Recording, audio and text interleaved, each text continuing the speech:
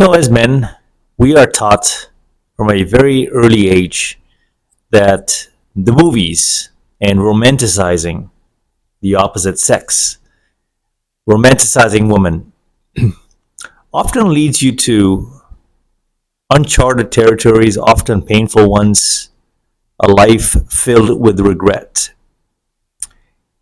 And time I've seen again that the more you treat her like a celebrity, which is essentially what you're doing, the more she treats you like a fan.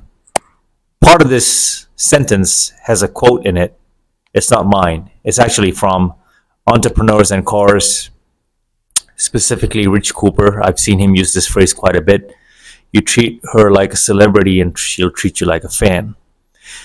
And what happens off the top, and I've noticed this in real time, is that you spend so much time putting her up on a pedestal and you gaslight yourself in the process, putting yourself in the third, fourth level tier, meaning that you hold yourself to a subpar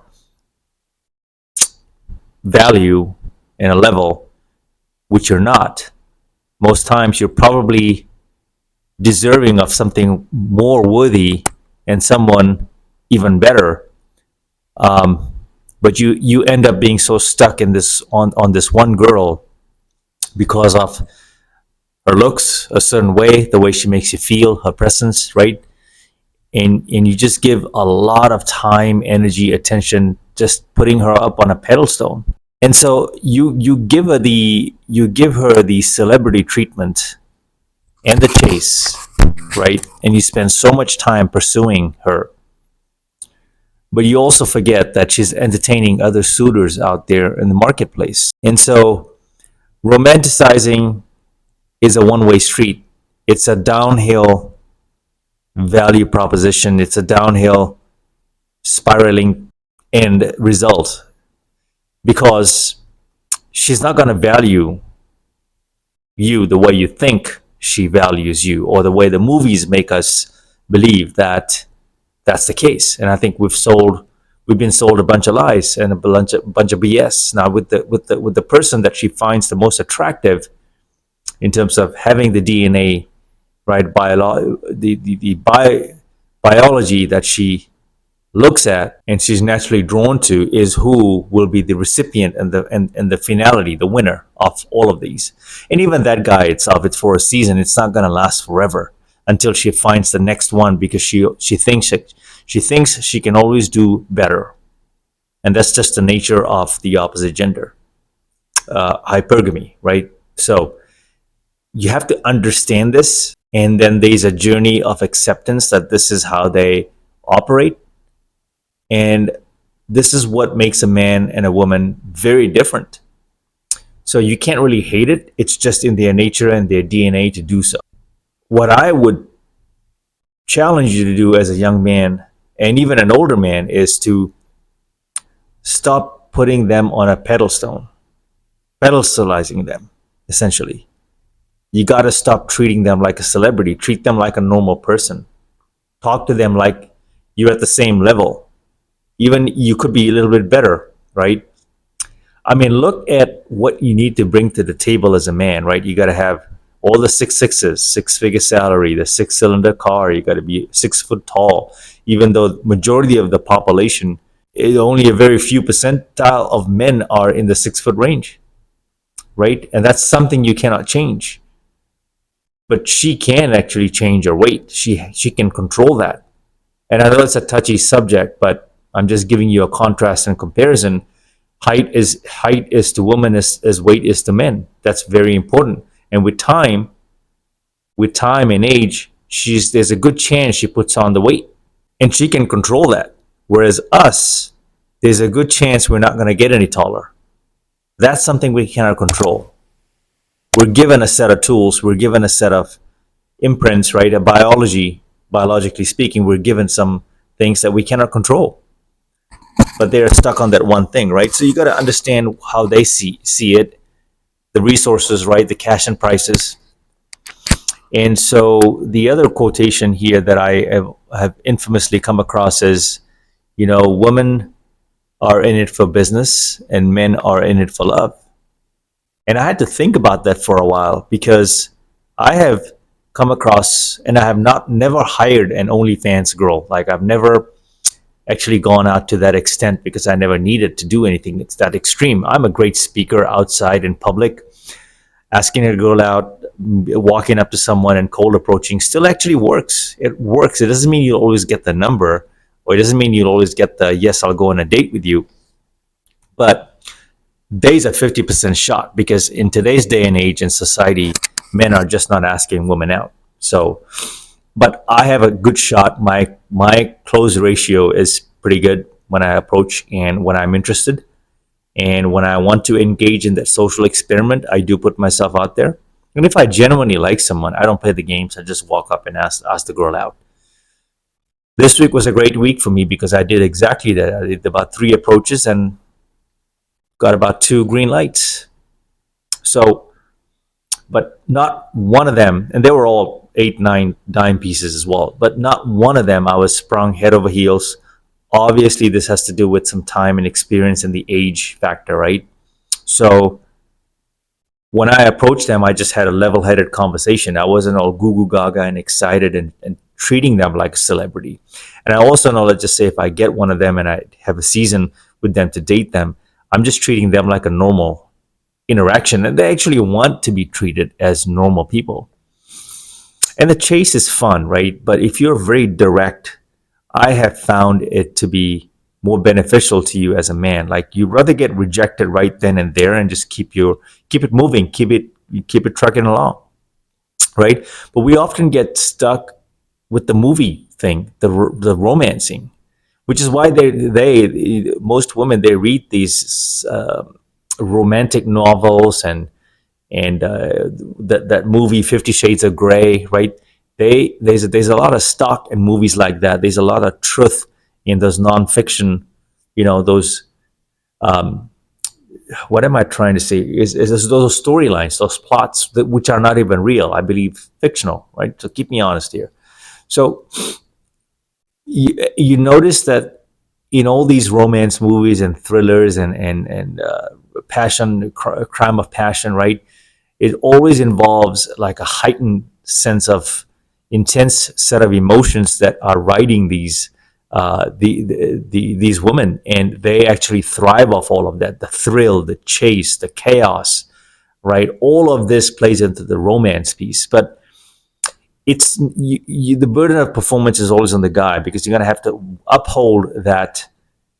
You're going to have to uphold that all the time. And is that life sustainable? You have to ask yourself that. Is that realistic? No, it's not. I mean, for me, what I've seen is that when you find a constant flow with a chick that you're really cool with, you guys have you know, a day-to-day operating basis, kind of a ground rules, and we'll do this today and we'll do this tomorrow. But most days it chills out after a while, after the high is over and the lust kind of settles. Most relationships are boring, and it's okay to be boring. Like for me, when I say boring, I don't mind sitting down with my girlfriend and watching Netflix for a while, going for a quiet hike, headphones on, music, and just sitting still and observing nature. You don't have to necessarily be going out and spending tons of cash and entertaining her, because that happens in a way during the courtship period before she says, okay, we're exclusive, or you guys have that dialogue and then you guys are exclusive, right? So once again, I challenge you and I encourage you, us guys and us men out there, if you're looking to date and you're in the dating market, you got to knock them off the pedestal and just realize she's not that special, man. You are just as special, and I think you're doing yourself a disservice in that regard, is because if you're putting her up here and you're putting yourself way here and you're talking to her like this, she's lost all respect for you because you've put all your cards on the table. There's no mystery. There's nothing left to surprise her with. And she's got to be questioning that if I am his end all be all, he's got nothing going on in his life. Like, see, they don't want to be chased like that. They want to know that they have a place in your life. And if they haven't earned, this is critical, guys. If they haven't earned the right to be your girlfriend, and you're giving it away. You're willing to do whatever it takes to make her your girl. Understand this, guys. Even if she defaults to all of this and just kind of goes with the flow and things happen, right? You you get her in bed, things happen, but the next day, there's always the next day, right? It doesn't mean that no one is ever locked. No one is ever on lock. No one is ever faithful. No one is really ever faithful, and it doesn't have to be crossing the boundaries by within the bedroom. It could be emotionally cheating, giving your number out while you're already with someone. I've had a lot of girls give me the Instagram just to um, keep me as an opportunity, as an option, and I don't blame them. I don't blame them. I mean, could you imagine us guys being flooded with this kinds of attention, and how would we react to that, guys? How would we? Most of us don't roll that way. Most of us don't rock that way. We don't have that kind of clout like these females have, right? So if the tables were flipped, how would you handle all of that attention? See, the good thing about what I'm doing is my cold approaching works. 50% of the time, I have a hit ratio, and I get to exchange multiple dialogues and exchanges within the space of 1 hour with the girl. And normally, this is weeks and weeks and weeks and weeks of drawn out conversations, ghosting, disappearing. I get to do it right then and there is because I treat her like a normal person. And the lesson I've learned throughout my lifetime is that I could have saved myself a decade, if not more, of just treating some of these really gorgeous looking girls as normal people, because really at the end of the day, they go home and the mask comes off, they go to the bathroom, they eat a burger, they throw up their legs. Sometimes they don't even shave, if you know what I mean, right? They stink, they take a shit, they go to pee, right? And they have their monthly cycle, so they actually have one more biological function than we do. So how much more human are they than us? We're very much alike in that sense. And that's what I'm trying to kind of segue into this channel is I would have saved myself a lot of time, a lot of heartbreak, pain, the emotional cycles that I was put through, the roller coaster growing up and chasing after these girls, right? Only to see them pick the one that gave her the least attention because that dude had one up on me on something that I didn't know and had nothing to do with the biology, the physicality. It was this. They knew the game. And unfortunately, you either play the game, right, or you sit out and don't play the game, and that's your safe bet to not getting hurt. But then what's good? Well, what good is life if you don't take some risks, right? Calculated risks, and you got to know the game in a sense that you got to get her off the pedestal, guys, and just remember she's very much human. She's very much human. Give her just enough, and then match her energy afterwards. She's gonna respect you a lot more.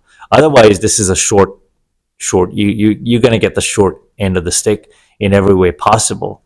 If you're starting this relationship and situationship that you've proposed to her right up here, just remember this operating right up here right from day one is not sustainable. You're going to come crashing right down, and she's going to go right out the door the following day to the next guy who didn't give her that much attention. And she's always going to be curious to the guy that left a few pieces and bone on the stick that she's going to be chomping at the bits to come back for more. That's what they want. They want a little bit of mystery. They want a little bit of mystery. All of this sort of comes together for me when I focus on the self-improvement life.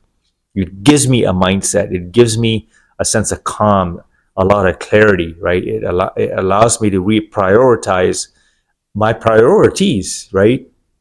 And I am not putting them as a number one, number two. Even if I saw a dime, an 8 or a 9 or a 10, right? I do know that they're there in the back of my head, but you got to have a lot going on for you by way of responsibilities and hobbies and passions and improvement in your life, right? Career, money, or you got to have all these things in different irons in the fire, moving in the same direction, and then she comes in somewhere like the 4th, 5th, 6th, and you so happen to give her the attention, like have it kind of have her or several of hers in the process, in the pipeline, but as a natural progression and an addition to your life. Otherwise she's just going to take from you, man. It's not her fault. It's actually not their fault. It's their nature.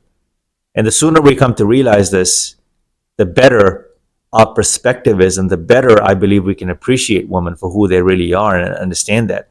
And what to me that means 100% of the time as a man, you got to level up your game.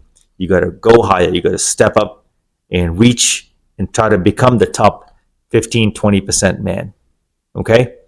So this was really on top of my mind. I wanted to get this video out before I went to bed here, but hopefully helpful. And it's always nice to get these thoughts off my chest and put it into my channel, right? Till the next one, Mamba out.